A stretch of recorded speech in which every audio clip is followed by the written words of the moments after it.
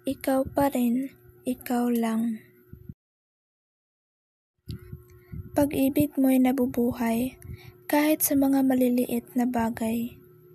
Ikaw, aking sinta, ang aking luklukan, ang pahinga't pampakalma sa mga panahong binabagyo ang aking isip. Ikaw ang tanglaw sa dilim, ang pinto na kailanman hindi nagsasara. Sa tuwing ako'y ulan ng tampo at unos ng luha, ikaw ang payapang baybayin na laging handang sumalot tumanggap. Ang pag-ibig mo, tila haplos ng hangin sa aking pisngi, kapag pagod na ako sa magulong mundo.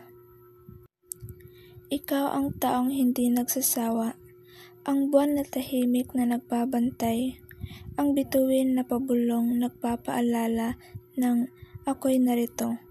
Sa libo-libong maliliit na bagay, pagtingin, pag-abang, pag-unawa, pinagbubuklod tayo ng pulang tali ng pagmamahal na walang pag-aalinlangan. At sa bawat pagpili, ikaw at ikaw pa rin ang pipiliin.